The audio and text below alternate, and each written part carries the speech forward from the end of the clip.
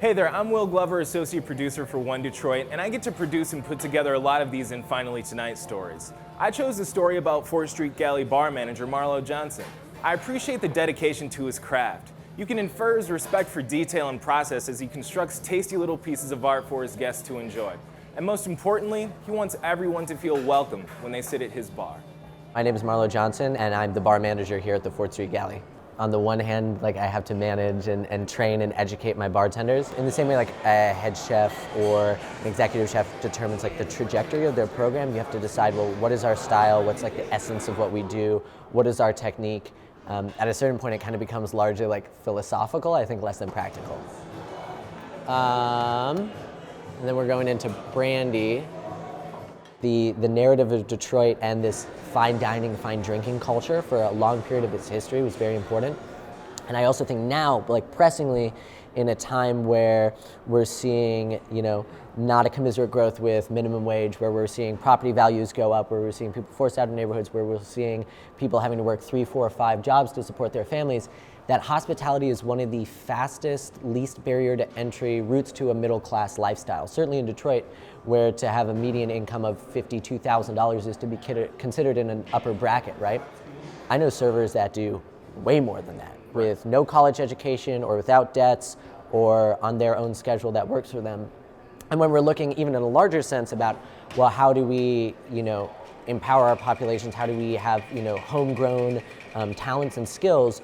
Craft is a skill you can do anywhere in the world. Woodworking, bartending, plumbing, these are all things that you can learn in a relatively short amount of time that can service you for the rest of your life.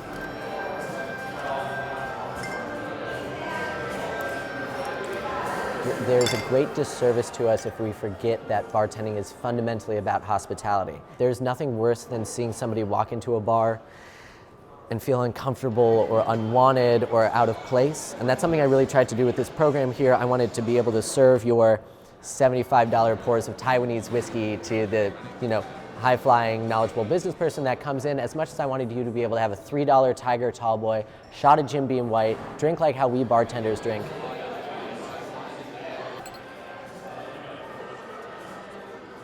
There is a danger in, if we see this as a gold rush, we have restaurateurs with no experience opening restaurants who are either underpaying people or not properly practicing food service, or actually at the end of the day, maybe most egregious, just not providing a good product. Recently, I'd say in the last year or so, we've started having our first really harsh critical pieces being written about restaurants in Detroit.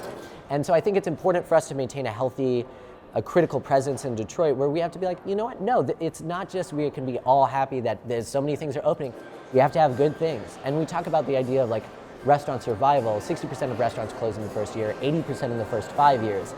That's not just your business, that's the livelihood of your employees, that's the culture and community that you're serving. It's not something to be taken lightly. And the number of times I've seen people go, well, I have some money now, I think I'm gonna open a restaurant, it seems cool, and just drive that directly into the ground, it's anxiety building. So I think there's a good thing happening in Detroit where we are creating and building, and now we'll see over time restaurants and bars start to close as unfortunately we solidify on the most important and best of them. Toki Spritz.